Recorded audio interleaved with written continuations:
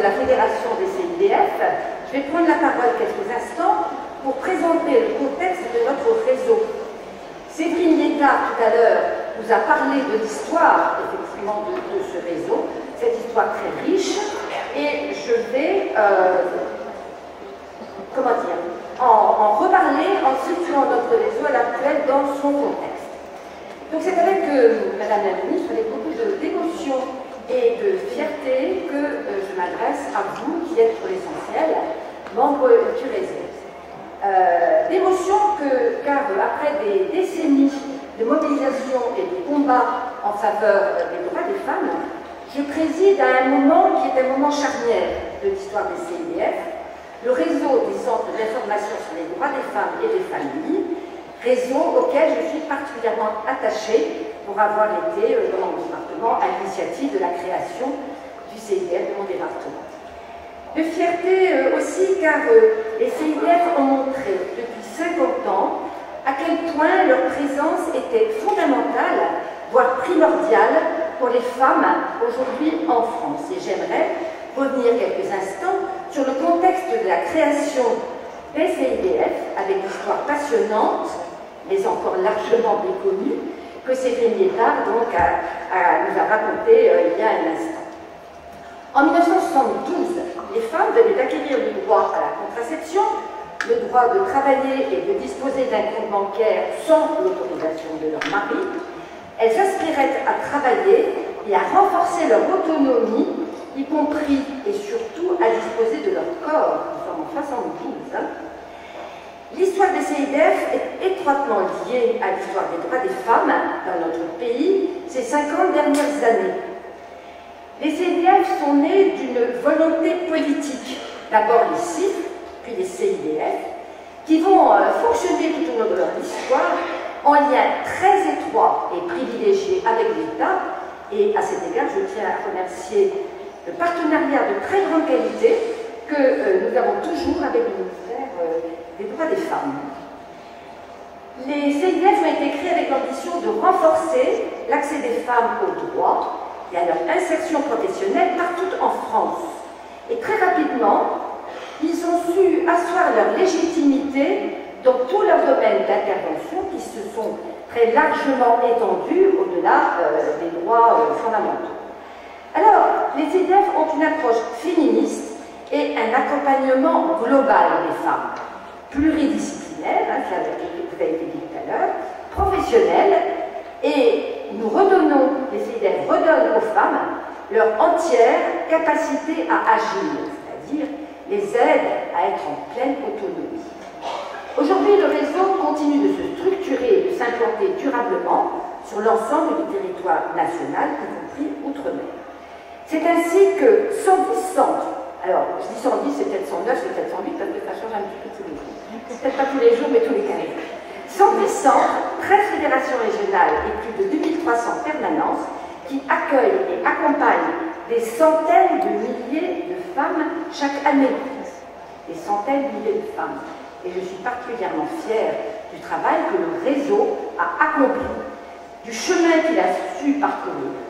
Parce que les CIDF ont su faire preuve d'une réelle capacité d'adaptation et d'innovation. C'est dans les années 90 que nous avons pris en charge les femmes victimes de violences sexistes et sexuelles en établissant des partenariats avec la justice, la police et la gendarmerie.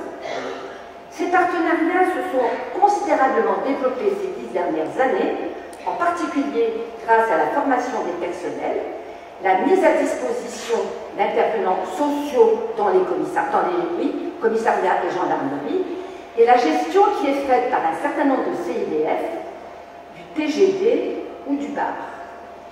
Depuis le mouvement MeToo, dont nous célébrons cette semaine le 5e anniversaire, le nombre de femmes qui s'adressent à nous ne cesse d'augmenter fortement. Et en 1921, ce sont 46 000 femmes victimes de violences sexistes et sexuelles que nous avons accompagnées.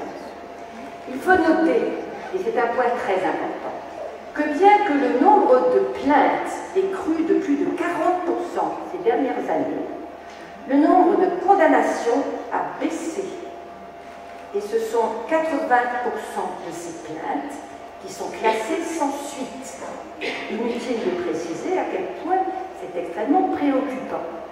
Je suis convaincue que la spécialisation des magistrats, des policiers et des gendarmes permettrait d'améliorer la réponse pénale, d'autant que l'État pourrait s'appuyer davantage sur des associations spécialisées et professionnelles, comme le sont les CIDF.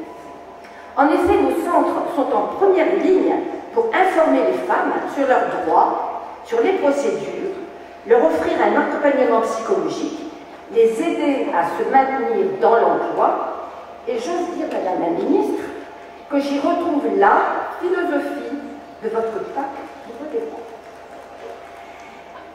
Si aujourd'hui nous sommes ensemble, c'est pour célébrer les 50 ans de notre beau réseau, et c'est aussi pour dire merci aux salariés et aux bénévoles qui nous ont accompagnés aujourd'hui et qui sont aussi dans notre réseau. Merci à vous tous et toutes qui contribuez au quotidien à promouvoir les droits des femmes dans notre pays, et en particulier, merci aux autres associations féministes qui sont présentes aujourd'hui. Nous souhaitions montrer à travers leur présence que malgré nos différences, nos divergences parfois, nous savons nous unir pour défendre les femmes, promouvoir leurs droits et mener ensemble les combats qu'il reste à mener. Merci à nos partenaires, en premier lieu la Cité Fertile qui nous a accueillis gracieusement pour ces 3 jours. Merci à vous, Madame la Ministre,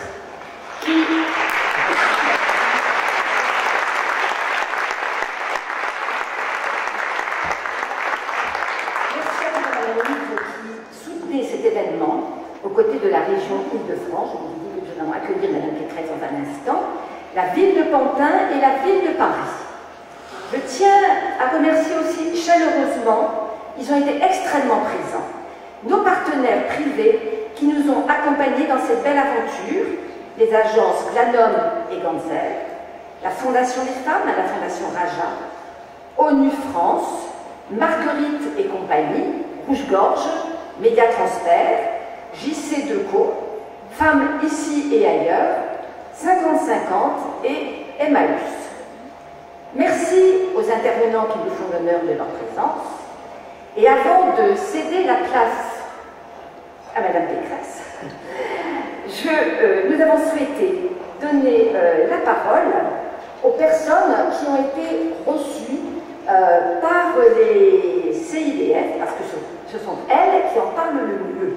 Alors, nous allons vous montrer un petit film de 2 minutes, puis je donnerai la parole à Céline Foulque, qui est directrice du CIDF de la Seine-Saint-Denis, et ensuite à Sadia, qui a été reçue et accompagnée par les CIDF, et je vais leur demander de nous rejoindre sur l'estrade.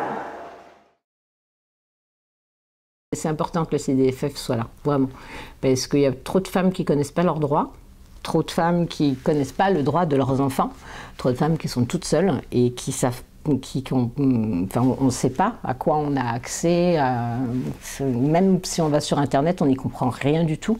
Et heureusement qu'ils sont là pour pouvoir nous le dire. Et puis surtout nous l'expliquer, parce que c'est bien de nous le dire, mais si on ne comprend pas, ça ne sert pas à grand-chose. J'encourage tout le monde à venir parce que c'est une autre vie. Voilà, on se sent libre de parler, il n'y a pas de... Tout le monde vous écoute avec respect. Je suis fière du parcours que j'ai réalisé là, depuis que je suis arrivée au CIDF, parce que vraiment je ne m'attendais pas à faire tout ce que j'ai fait et ça m'a redonné confiance en moi surtout. Humainement, ce sont des gens très très bien, des gens qui sont à l'écoute, qui sont dans la compréhension, dans le soutien, et des choses, des valeurs qui se perdent, et on se sent vraiment considéré. Pour la vie de tous les jours et peut-être pour un emploi, et déjà se sentir bien, c'est déjà très très bénéfique. J'ai pu faire une formation dans ce cadre, donc de l'entrepreneuriat, grâce à CIDF. Elles m'ont vraiment tiré vers le haut. Ça m'a sorti de mon quotidien vraiment, j'étais vraiment dans la maternité, les couches. Je ne peux pas parler à ma famille comme je parle au CIDFF. Ça coûte rien et je pense que ça peut être que bien. Et puis on rigole beaucoup plus. Parce qu'avant, on pleurait beaucoup plus. Non, c'est libérateur, ça fait du bien. En fait, on se redécouvre. je me suis jamais sentie si importante. Avec mes copines, j'aime trop.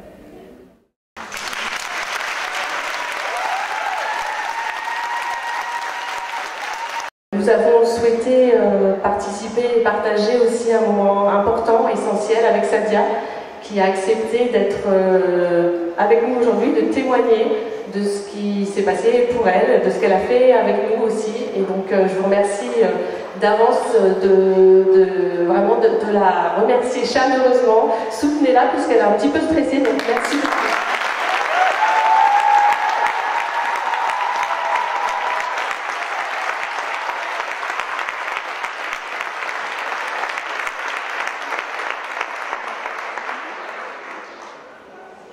Bonjour à toutes et à tous. Je m'appelle Sadia. Je suis arrivée en France en 2002. J'étais sans papier durant longtemps.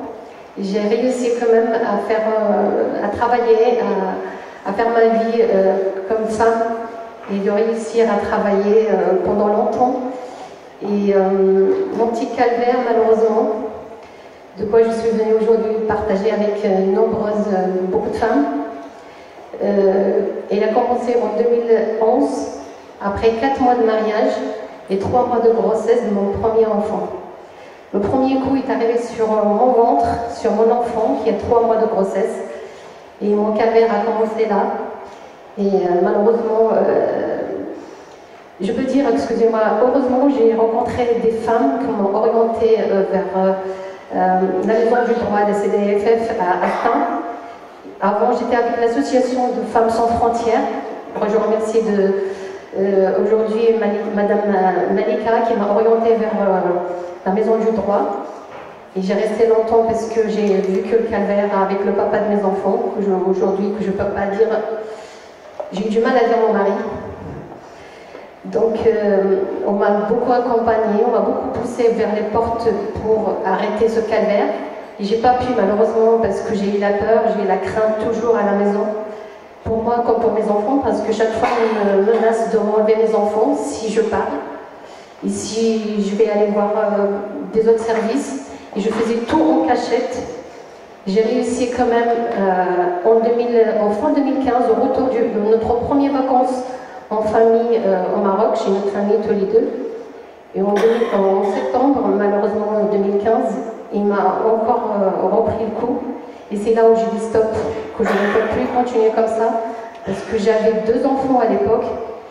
Et puis j'ai fait le premier pas. J'ai rencontré Rosalie, que je remercie encore de ce côté, énormément avec son équipe à la maison du droit de Saint, 93, qui m'a énormément aidée. Et malheureusement, je n'étais pas convaincue, comme je dis, par la peur. Mais finalement, en 2015, fin 2015, c'est là où je mets le premier pas qui m'a beaucoup aidée aujourd'hui. C'est une grande porte qui était ouverte parce que j'ai osé déposer plainte. Et mon calvaire, le papa de mes enfants, je peux dire, au mois de mai 2016, là, il a pris ses valises, il est parti sans rien dire parce qu'il a su que j'ai rencontré des femmes merveilleuses, qu'on m'a ouvert beaucoup de portes, qu'on m'a montré mes droits comme femme, qu'on m'a beaucoup aidée. Aujourd'hui, finalement, je peux dire, heureusement que ça fait même pas 1 mois que j'ai eu mon divorce. Depuis son départ, j'ai commencé à travailler. Je suis assistante administrative aujourd'hui dans une société privée. Et grâce à l'aide de beaucoup de femmes comme Rosalie Foucault et son équipe, que je ne remercierai jamais assez, et nombreuses de femmes aussi que je ne connais pas, mais je sais qu'il y a beaucoup de femmes qui nous aident pour sortir de ce calvaire. Aujourd'hui,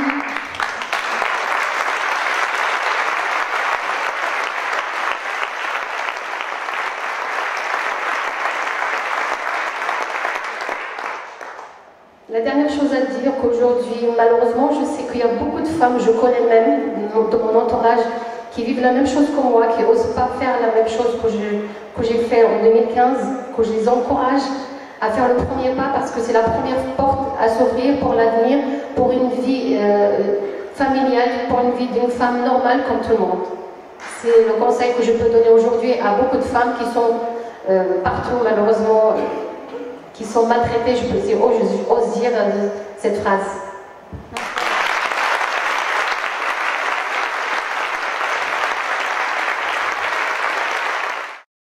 suis ravie d'être parmi vous aujourd'hui, d'être à vos côtés, de soutenir cet événement et cet anniversaire avec ma vice-présidente à la solidarité et à la famille et à la santé et aux droits des femmes, Farida Madani, qui est aussi dans son métier, dans sa carrière professionnelle, infirmière aux urgences en Seine-Saint-Denis, et qui connaît vraiment bien les problèmes des femmes, et notamment les femmes victimes de violences.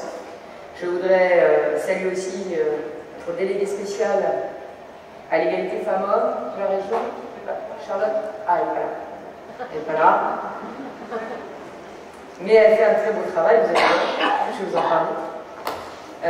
Je voudrais saluer tous les membres de votre association et dire que quand votre directrice générale, chère Clémence, est venue présenter le projet de cet événement à mon équipe, nous avons tout de suite répondu présent.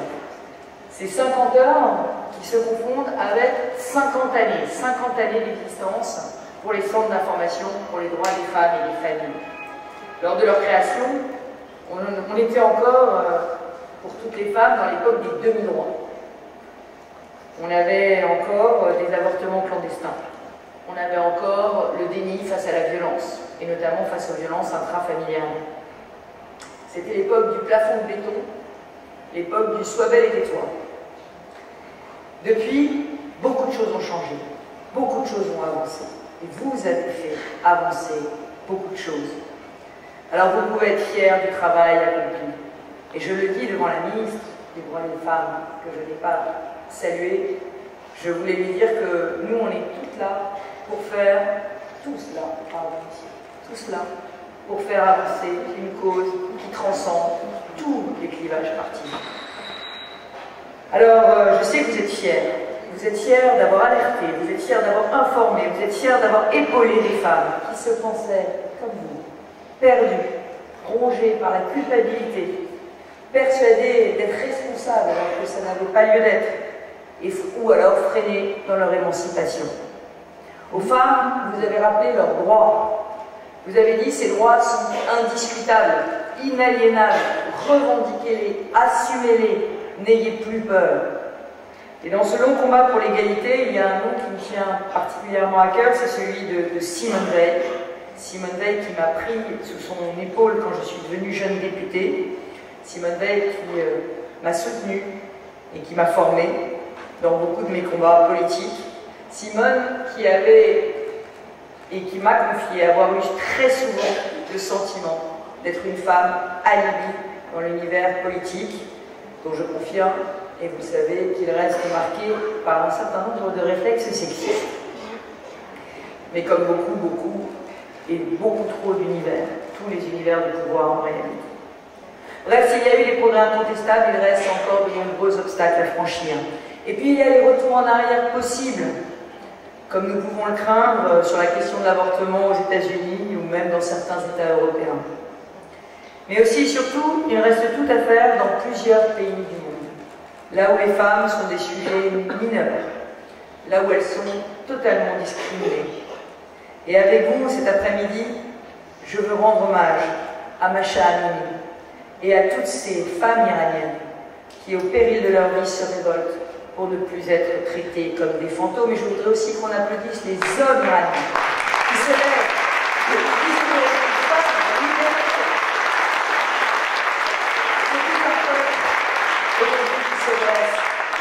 C'est une révolte contre des codes obscurs, contre un intégrisme d'un autre siècle. Et il en existe aussi chez nous, auxquels, dans notre région, je ne fais aucun cadeau. Mais cette révolte iranienne est aussi une leçon donnée à tous ceux qui pensent que les droits des femmes s'arrêtent aux frontières de l'Occident. Eh bien non, les droits des femmes sont universels. Et un jour, j'en ai la certitude, ce droit s'appliquera partout où il est refusé. À celle dont Gisèle Halimi disait, nous les femmes, nous la moitié de l'humanité, nous nous sommes mises en marche. Mais la marche est longue, y compris en France. Alors pour la seconde fois, le président de la République a érigé en grande cause de son quinquennat l'égalité entre les femmes et les hommes. Alors on attend évidemment les résultats. Et j'ai confiance en vous, Madame la Ministre. En tant que magistrate, vous avez géré suffisamment de causes douloureuses pour ne rien laisser passer. Vous dites être à la tête d'un ministère de combat. Eh bien, nous sommes à vos côtés, nous sommes votre armée pour obtenir des victoires et aussi des vrais moyens financiers.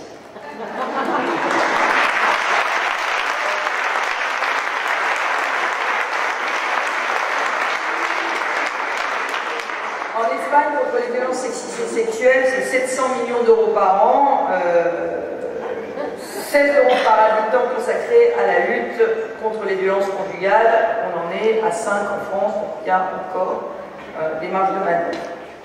Alors derrière les chiffres, l'argent, il y a les faits. L'année dernière, le nombre des féminicides a augmenté de 20% en France. 122 femmes mortes sous les coups de leur conjoint.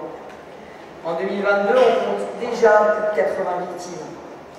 Et pour l'instant, les résultats du Grenelle des violences conjugales ne sont pas en rendez-vous.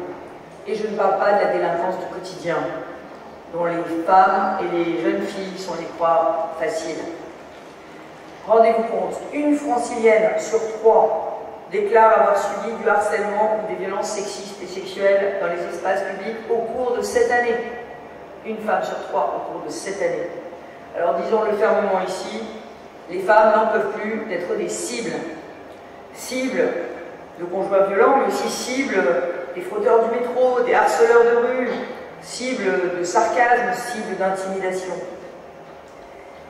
Alors il y a des moments où le silence et les faux arrangements ne sont plus possibles. C'est évidemment à la justice, toujours à la justice de trancher. Et ça je le dis, toujours à la justice de trancher.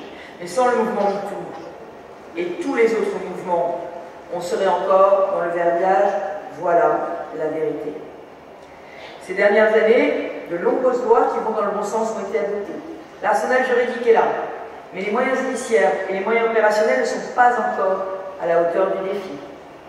Trop de femmes sous la menace, trop peu d'enquêtes approfondies, trop peu de coupables expulsés du domicile, trop peu encore de bracelets anti-rapprochement et de téléphones grave danger, trop peu d'intervenants sociaux dans les commissariats, pas encore suffisamment de formation des forces de l'ordre.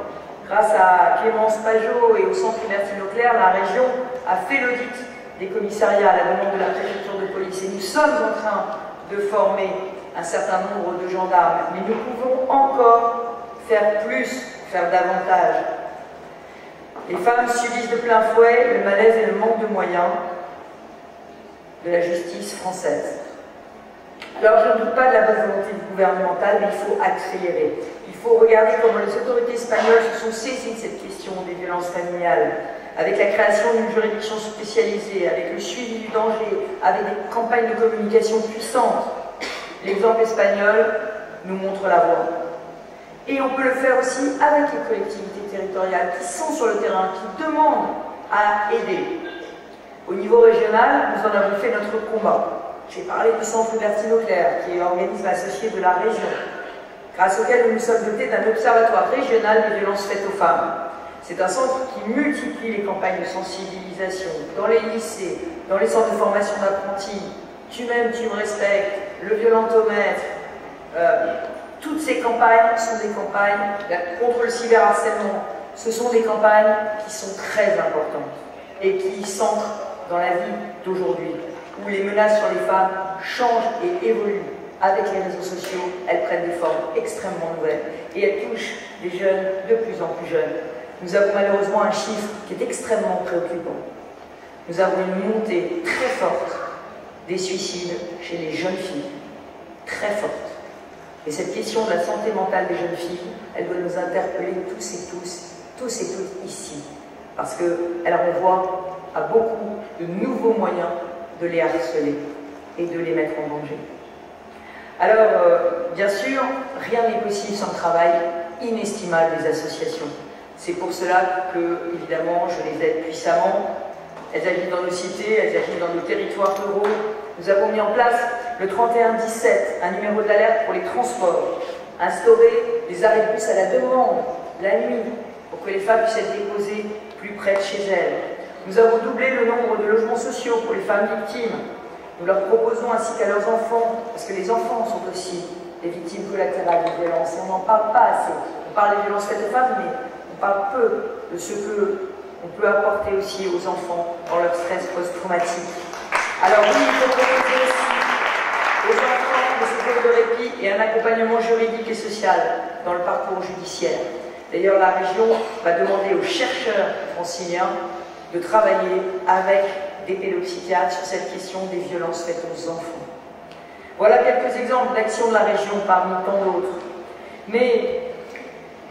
Et il y a un dernier sujet dont j'ai voulu tout récemment que la région se saisisse, un sujet dont on ne parle pas assez, un sujet dont Oser le féminisme est venu me saisir. C'est celui, il peut être au cœur des violences, c'est celui de l'exposition à la pornographie des jeunes. Un tiers des enfants de moins de 12 ans ont été confrontés à des images pornographiques et la très grande majorité ne le souhaitait pas, c'est totalement involontaire. Ces images, ça peut être une violence inouïe sur l'enfance et c'est souvent des images, on le sait bien, qui sont marquées par la violence, par la domination et qui portent atteinte à la dignité des femmes ou des hommes. J'ai engagé une campagne de sensibilisation des jeunes et de leurs parents. Ça s'appelle le porno, c'est pas la ref. Parce que le porno ne doit pas devenir le premier éducateur de nos enfants en matière de vie affective et sexuelle. C'est le rôle de l'éducation nationale, c'est le rôle du tissu associatif et nous devons prendre conscience de cela. Il faut dire stop. Parce que nous voulons faire cesser les violences aux femmes. Pour faire cesser ces violences, il ne faut pas que l'image qu'on offre de la femme soit une image dégradée dès le plus jeune âge.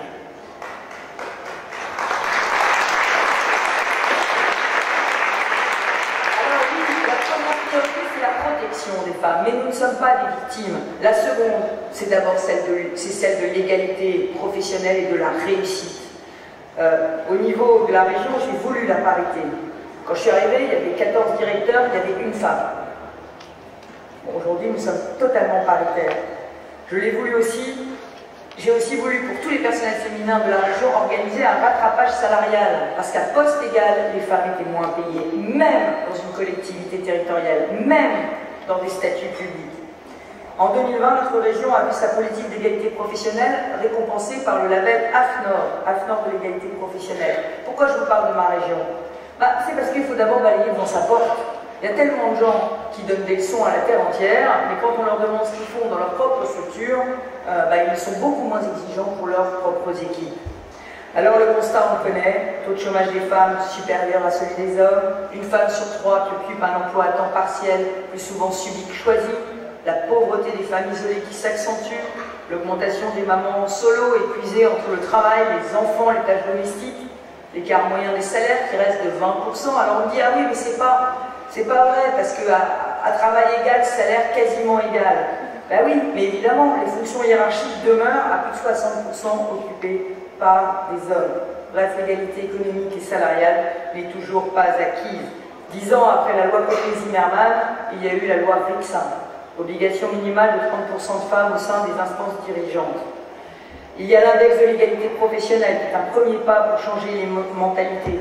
Il faut continuer, il faut qu'il y ait des figures d'identification qui se lèvent et qui disent à toutes les femmes, à toutes les filles, oui, c'est possible pour vous. Parce que le sujet, c'est l'autocensure. Il n'est pas normal que les femmes soient si peu présentes dans les métiers de la tech, dans les métiers de la finance. Aucune d'entre elles ne dirige la vingtaine des plus grandes licornes françaises. Il n'est pas normal que seuls 26% des femmes franciliennes soient créatrices d'entreprises. Alors il faut mettre en place une parité systématique dans tous les dispositifs d'aide. Bref, on dit qu'il est temps que les filles poussent les portes. Moi je vais vous dire, il est temps qu'on les aide à les ouvrir et il est temps qu'on les aide à les enfoncer. Alors non, les femmes ne demandent pas qu'on leur déroule le tapis rouge. Elles ne réclament aucun privilège, même pas qu'on leur tienne la porte. Mais elles veulent qu'on les laisse faire leurs preuves d'égal à égal. Voilà, mesdames et messieurs, les quelques réflexions que je voulais partager avec vous. Il y a tant de choses à dire et à faire. Je n'ai pas 50 heures. Je n'avais que 15 minutes. Vous avez vu que ces 15 minutes, je les ai bien remplies. Et je voudrais les dédier aujourd'hui à la première femme prix Nobel de littérature, Annie Ernaux, première femme française.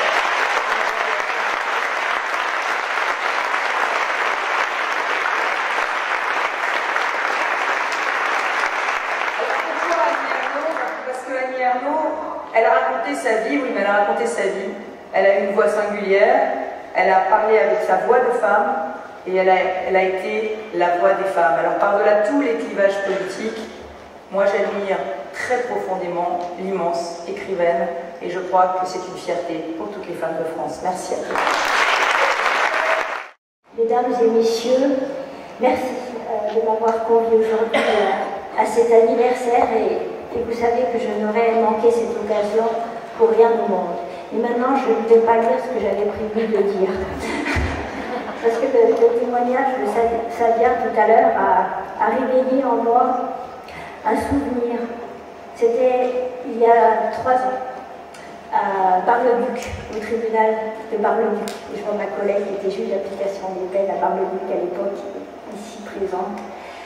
Il y avait une dame qui s'appelait Solange, qui avait 75 ans, et qui était accompagnée par le CIDF, et qui venait pour témoigner que pendant 50 ans, elle avait enduré les violences de son conjoint, qu'elle était enfermée dans une cave, qu'elle avait subi les pires humiliations et que finalement ses enfants avaient fini par la convaincre de parler.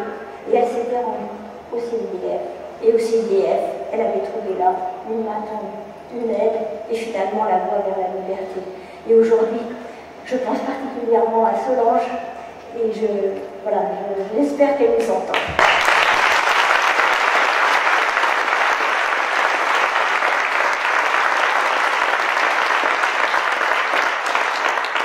C'était il y a 3 ans, c'était au début de ce fameux Grenelle des violences conjugales organisé par le gouvernement et auquel j'ai participé de manière active, puisque à l'époque j'étais la haute fonctionnaire du ministère de la Justice chargée de l'égalité entre les femmes et les hommes, et donc chargée de coordonner ces travaux pour le ministère de la Justice après avoir présidé les cours d'assises et avoir jugé de trop nombreux féminicides, de trop nombreux viols. Voilà, et je répète une fois de plus peut-être que ce combat, parce que je considère évidemment, comme vous l'avez rappelé, chère Valérie Pécresse, que c'est un combat. Ce ministère, c'est un ministère de combat, mais parce que l'égalité entre les femmes et les hommes, c'est un combat, parce que la lutte contre les violences faites aux femmes, c'est un combat. Et ce combat, moi je le mène justement pour toutes ces femmes que j'ai vues à la barre, que j'ai croisées dans les prétoires, dont j'ai jamais oublié le regard, et que parfois je n'ai pas vu parce que c'était trop tard. Voilà. Donc vraiment, c'est au nom de toutes ces femmes que nous devons aussi continuer à nous battre sans relâche. Donc ce Grenelle il a permis de mobiliser des moyens sans précédent. Je ne vais pas égrener des chiffres, mais quand même, ils sont objectivables. En quelques temps, par exemple, les téléphones grave danger, vous savez, ces petits téléphones qui permettent aux victimes d'actionner une touche et d'être mises en relation avec une plateforme d'assistance. Début 2019, on en avait 300. Aujourd'hui, on en a près de 4000 attribués. Nous avons aussi multiplié considérablement la présence des intervenants sociaux dans les commissariats, les gendarmeries. On en a à peu près 400 aujourd'hui, on en avait 180 à l'époque, et la Première ministre en a annoncé 600 d'ici fin 2025. Les places d'hébergement d'urgence, plus 80% de places d'hébergement d'urgence en 5 ans. Aujourd'hui, 9038 places disponibles. 10 000 d'ici la fin de l'année et la Première ministre en a annoncé 11 000 d'ici fin 2023, soit 10 millions d'euros supplémentaires sur l'hébergement d'urgence. Je pourrais parler aussi de la formation des policiers et des gendarmes, 160 000 policiers et gendarmes formés, et puis aussi la mise en place de ce bracelet anti-rapprochement inspiré directement du modèle espagnol. À peu près 800 bracelets sont actuellement actifs et ils sont particulièrement efficaces puisqu'ils sont posés sur la personne des auteurs de violences conjugales et qui les empêchent en fait de franchir un certain périmètre tout autour des victimes. Donc des efforts multiples, des gros efforts aussi sur le plan de la justice, notamment par la mise en place des filières de l'urgence dans les tribunaux, mais aussi un accroissement du nombre des mesures de protection, comme les ordonnances de protection, qui peuvent être prises par des juges aux affaires familiales, puisqu'aujourd'hui nous en avons à peu près 4000 qui sont rendus, avec un taux d'acceptation, et c'est important de rappeler le taux d'acceptation, parce que ça veut dire que ce dispositif est mieux maîtrisé par les magistrats, mais aussi par les avocats, par les associations qui présentent des requêtes, un taux d'acceptation de plus de 70%. Alors voilà, ce sont des chiffres, ils sont objectifs, mais malheureusement, ce chiffre de féminicide ne diminue pas, il faut bien le constater. C'est un chiffre qui demeure glaçant et qui doit nous obliger à renforcer encore les moyens. C'est ce que je vous ai indiqué et ce qu'a pu indiquer la Première ministre. Mais je vais m'arrêter sur deux choses parce qu'elles me sont deux points qui me sont particulièrement chers parce que je les porte, j'allais dire, de toutes mes forces comme ministre de l'égalité femmes-hommes. C'est, cher Daniel Bousquet, vous l'avez indiqué, la mise en place d'un pacte au départ, c'est-à-dire d'un dispositif qui permettrait d'éviter finalement les faux départs. Vous le savez, trop souvent, les victimes de violences conjugales font des allers-retours. On dit que parfois il faut 7 allers-retours avant qu'une victime ne parvienne à quitter définitivement son compagnon. Eh bien, il faudrait pouvoir éviter cela.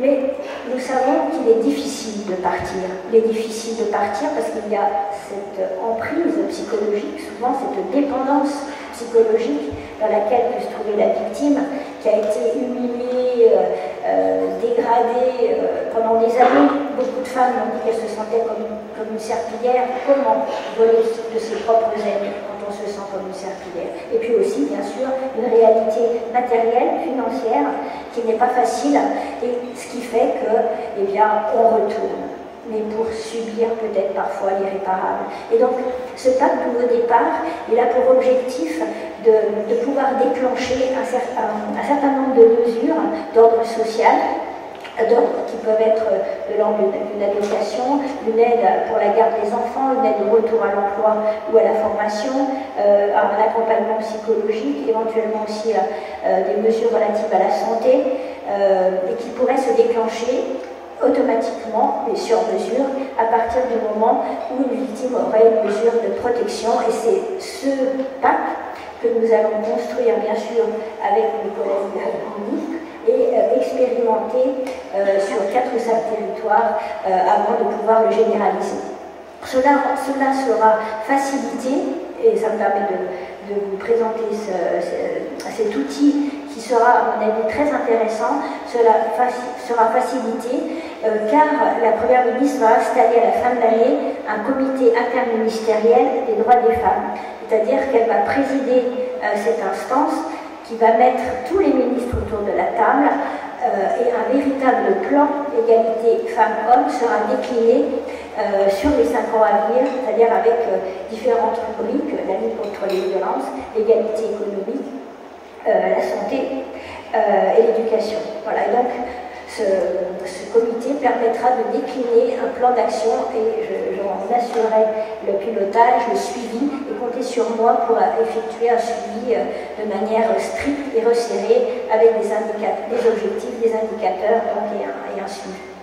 L'autre sujet qui m'est très cher, et vous pouvez comprendre pourquoi, avec 30 ans d'ancienneté dans la magistrature, c'est cette mission que la Première ministre a confiée à 2 parlementaires, donc une sénatrice Dominique Verrien et à une députée, donc Émilie Chandler, pour effectuer un état des lieux en fait, de la justice dans le traitement des violences faites aux femmes, et puis d'effectuer toute préconisation utile pour avoir une justice plus réactive, plus performante, plus visible, et de réfléchir à la possibilité d'une spécialisation des acteurs, c'est-à-dire des enquêteurs comme des juges.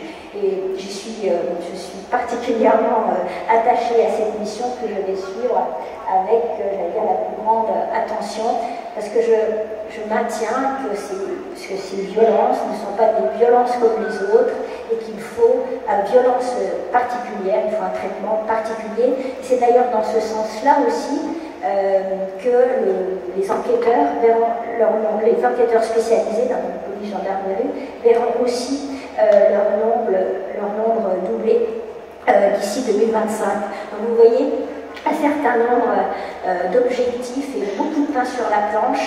Et comme vous l'avez dit, chère Valérie Pécresse, dans un combat qui doit vraiment être transpartisan, parce que, évidemment, la lutte contre les violences, c'est de la protection, c'est de la répression, mais c'est aussi de la prévention. Et là, sur la prévention, sur l'éducation, j'allais dire, même au sens large du terme, nous sommes vraiment toutes et tous concernés, bien sûr, les collectivités territoriales, les associations, mais aussi nous, parents, en tant que frères, sœurs, voilà. Et c'est en cela que c'est vraiment un combat collectif et transpartisan qui doit nous animer. Donc, je rappellerai aussi, parce que le vent conservateur souffle aujourd'hui un peu partout dans le monde, voilà. On a même le retour d'un certain intégrisme, qu'il s'agisse de l'Iran, de l'Afghanistan, et puis un conservatisme qu'on a pu voir se manifester aux États-Unis avec l'arrêt de la Cour suprême qui a finalement remis en cause le droit à l'avortement en lui ôtant sa protection constitutionnelle. On peut aussi avoir des craintes sur ce qui se passe dans différents pays européens en matière de conservatisme. Donc, n'oublions pas que, comme le disait Benoît de Groot, le féminisme n'a jamais tué personne, mais que le machisme tue tous les jours.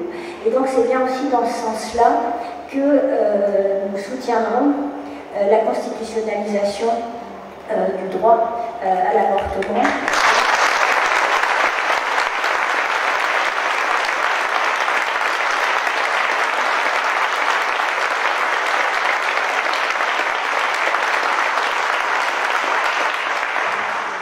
La loi de 1975, donc, qui a été adoptée grâce au combat aussi mené avec vigueur et non sans mal par Simone Veil, nous permet d'avoir ce droit en France, qui c'est une loi.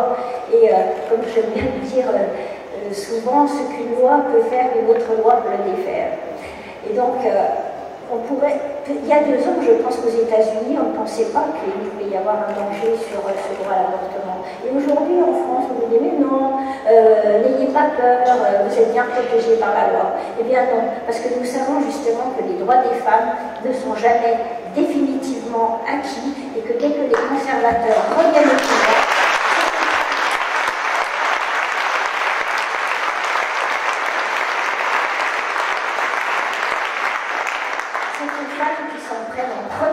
c'est les femmes qui vont essayer de cacher, c'est les femmes qui vont empêcher d'aller à l'école, c'est leurs droits sexuels et reproductifs qu'ils vont mettre en cause. Donc prémunissons-nous du retour des conservateurs, non seulement dans les urnes, mais aussi par des lois, par une protection constitutionnelle qui sera un verrou. Voilà, il faut que notre droit à l'avortement soit verrouillé, et c'est bien dans cet esprit que nous soutiendrons la proposition de loi sur la constitutionnalisation de ce droit à l'avortement. Donc oui, ces droits des femmes ne sont jamais véritablement acquis, et je crois que ça, nous devons toujours l'avoir à l'esprit.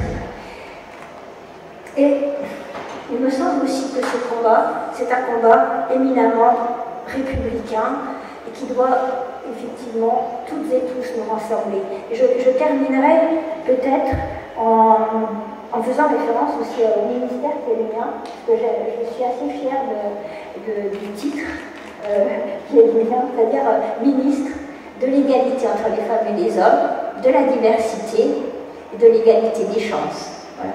Et donc je pense que égalité femmes-hommes, diversité, égalité des chances, tout ça, ça se marie vraiment très bien. Et en tout cas, faites dire que ce ministère, c'est un ministère de combat et c'est un ministère de concorde. Et je souhaite vraiment que ce soit cette âme, en fait, qui puisse être apportée à toute notre action. Je sais, pour travailler depuis longtemps avec les CIDF que c'est votre état d'esprit. Je vous souhaite un très bon anniversaire, longue vie et vive les femmes et vive les droits des femmes.